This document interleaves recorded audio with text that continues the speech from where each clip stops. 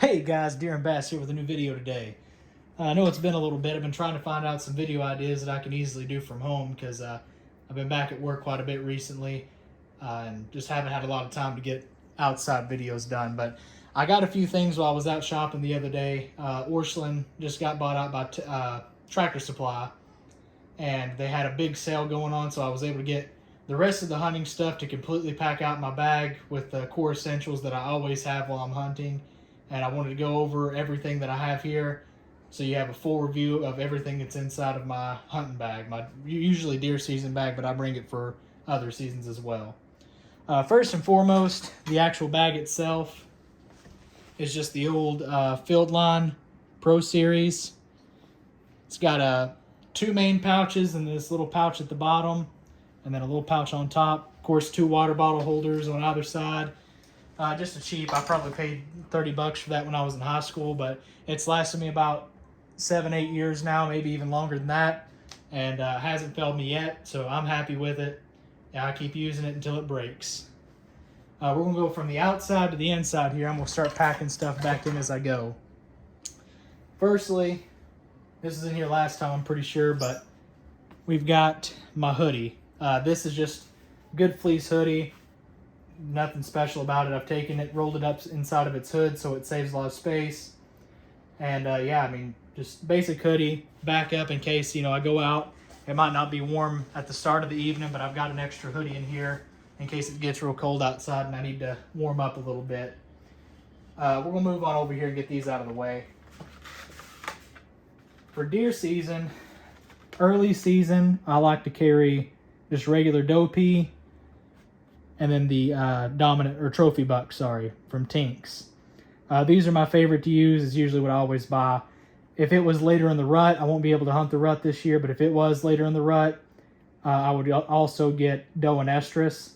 But usually the doe pee works fine for all three, or sorry, not all three, for rut and pre-rut. So, and then of course I also have the trophy buck. It's good early and pre-rut.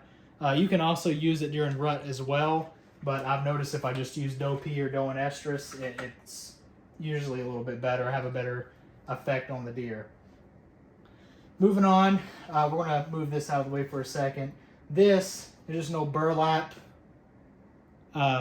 camouflage cover, I guess you call it. I think it's like an 8x16 or so, big old burlap cover. It's camouflaged. I like to keep that in there. That way, if I want to hunt on the ground, I've got some zip ties and stuff in here. I can kind of string it up in front of me and get me a little more camouflaged. Also, I've thought about getting another one of those and putting one on my climber stand if I could figure out a way to mount it up there. But I'm not sure if I'm going to do that or not because I usually climb high enough that they can't see me good anyway. But we'll look into that more. I might do a video on that if I decide to do it. Next up, we've got the old Vortex Bino harness. And then, of course, like last time, we've got the Crossfire the Crossfire 10x42s. On the side, we've got just a basic Vortex rangefinder. Then on this side, we've got wind indicator, and then the Gerber scalpel blade folding knife, and then their box cutter folding knife. Those are like my main knives that I use when gunning a deer. I have another knife over there we'll talk about a little bit. I use it as well once in a while, but the main knives that are used in my skinning and gutting process are the Gerber folding knives there. Moving on up the list here, we get some Scent-Away field wipes. I just keep them in there in case I need to wipe down while I'm out, in the field. Got to use the bathroom. I've got something to wipe with. And then, like I mentioned in the last video, kind of the same reason I have the hoodie in the bag. If I go out early morning and it's cold, and then, it starts getting the evening time, it heats up, I start sweating, take my hoodie off, and I can wipe down real quick and get scent free again while I'm out in the field. Then just a little boo-boo kit with a Bible and some extra chapstick, and then an extra little pack of hand warmers. What next? We'll go ahead and do the Ear Pro. These are just the Walker, I believe Walker. No, they're the Impact Sport. Just basic electronic Ear Pro lets me hear while I got them on. And of course, whenever you shoot, it cuts the sound. They go back to regular hearing protection. Right here, I keep a folding saw on me. Now, in some states, you're not allowed to, like on public land, you're not allowed to cut branches off or anything in front of your trees. I looked into it last time I checked in Kansas. It's not illegal. I have to check again. And I know I hunt private land in Tennessee, so I know I'm fine to cut down whatever limbs and stuff I need to out there. But I just keep it in there for that. If I get my climber stand set up or a blind set up somewhere, I like to be able to cut limbs out of my way, especially for archery season mainly. With rifle and muzzleloader season, I'm not usually as worried about it. But I keep it in here, just to kind of trim out my blinds and stand. I keep a tourniquet in there. Again, same reason as I mentioned last time. Somebody gets shot or you get shot, you've got something that you can stop the bleeding. You don't have to rely on taking your belt off and getting it tight enough. You know that's going to get tight enough because that's what it's made for. Yet again, the old camouflage orange vest. It's been in there since high school. I bought this, I think, actually at around the same time I bought the bag. I've had it ever since. It hasn't failed me yet. It's ratted and tatted up, but it still works. And if I forget one of my vests, I've got an extra, so I don't have to drive all the way back home to get out in the woods. We'll cross over here real quick, and we're going to go over this half of the table now. First up, as y'all can see here, I keep just an extra little bit of field spray. Usually do this. Keep it in the bag. That way, if I forget to spray down while I'm at the truck or at the house, I can, get out of the truck again. Same reason. If I make it all the way to my hunting spot and I didn't spray down or get to the truck, get out, get to hunting, and as I'm getting out, I go to spray. I don't have any spray in the truck. I've got some in the bag at all times, so I can spray down whenever I need to. And a lot of this stuff is redundancy. Obviously, I've got stuff at the house, or usually keep something in the truck for some of this stuff. But I like to keep extra in my bag because I can be very forgetful sometimes, especially waking up, 3, 4 in the morning to hunt public land in Kansas. I forget stuff all the time, so I like to make sure I have plenty of extras that I can in my hunting bag so I don't ruin a hunt before it even gets started. Keep a pair of gloves.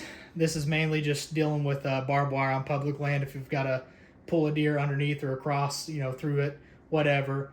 There's a lot of barbed wire here in Kansas on a lot of the public land that I hunt, and I like to keep a good pair of Carhartt leather gloves just to keep my hands from getting rotted up. It also gives you sometimes a better grip in the wintertime on the antlers or, whatever part of the deer you're trying to grab to move it around. Sometimes it's just nice to have that extra little bit of grip to hold on to them. This is something kind of new. I used to carry one of these a lot, but I haven't in a while. Hunting out here in Kansas, I got to walk pretty far to get to the public land that I like to hunt. So having one of these deer draggers in the bag, I'm going to try it out this year. It doesn't take up a whole lot of room or weight. And I'll probably be thanking myself if I kill a deer this year for having it in there, because these things, they make the deer seem a lot lighter whenever you're pulling it from your back instead of trying to drag it behind you through the woods. This is something I swapped out. So I used to keep these little Tink scent bombs in there, and they work fine, and I like them. But and they've even got like this little reflective tape on them so you can find them at night. But these do too. And what I liked about these is that they're 3 different colors there, right? And you don't have to worry about the deer seeing them. The deer can't see these colors well anyway. And even if they do, they're sitting still, so they're not going to scare them, and they're going to smell like deer pee. So you don't have to worry about these spooking the deer off, okay? But I got them because during archery season, you can put one of these at each range. You don't have to put scent on them if you don't want to. But you can put one of these at each range. So like say you got the green one at 25, the yellow at 35, and the pink one at 45. You can mark your distances a little bit easier, not have to range every time you see a deer. And on top of that, you've got your scent in here. You just pull them up like that. You got scent coming out, and you can also use these as trail markers as well. Kind of help you get in and out of public land as well. So I like these. I like the concept of them. I'm going to try them out this year and see, how good they work if I get frustrated with them, because that can be kind of hard to pull out and pull back in without dumping stuff all over the place, I'm sure. But I'm going to try them out. I'll let you guys know how they work. So far, I've been pretty happy with them, though. Hopefully, I'm as impressed with them come deer season. Next up, let's go with the knife sharpener. Same knife sharpener as last time. Just sharp and easy knife sharpener, orange and green. So if you drop it, you can find it pretty easy. And it's super simple. You just got a fine side and a coarse side. It doesn't, get your knives razor sharp usually, but I mean, it gets them sharp enough that if you've dulled it up a little bit, you can at least get a little more work done. Maybe even finish up the job. Let's go over the lights next. We got an old Milwaukee headlamp that I've got somewhere. It probably borrowed it from somebody and forgot to give it back. If that's the case, I'll probably get it back to him soon. But just a Milwaukee headlight. I like it a lot. It's got two different modes on it. So one mode is a focus beam, and then one mode is just like a kind of wide beam, throws it out just to give you some light in an area. And then there's the third mode where both of them are on, so you get nice close light and really good far light as well. You can only really see about maybe 10-15 yards with it, but if you're tracking a deer, it's really all you need. And then just a little handheld flashlight that I can take and I can focus tight or make it wide. Same thing here, just makes it a little bit easier following a blood trail. Obviously, you want to have a light. I like to have a headlamp if I'm hunting by myself and I'm trailing a deer. And if I've got somebody else with me, they can take the flashlight or, however it needs to be. I got the zip ties. These are in there for mainly my burlap camouflage thing, whatever you want to call it. But I can also use these for other stuff too. Zip tie stuff to my bag if I need to. Zip tie something to my climber stand, whatever I really need them for. Good old extinguisher deer call. I just gave one of these away a couple of days ago, and I really like them. Again, you got the buck, you got the doe, you got a fawn call on it. You got everything that you need right here. The only thing I could think of that you would need on top of it is a snort wheeze, and you could do a pretty decent snort wheeze call without having the little, contraption on top of it with your lips.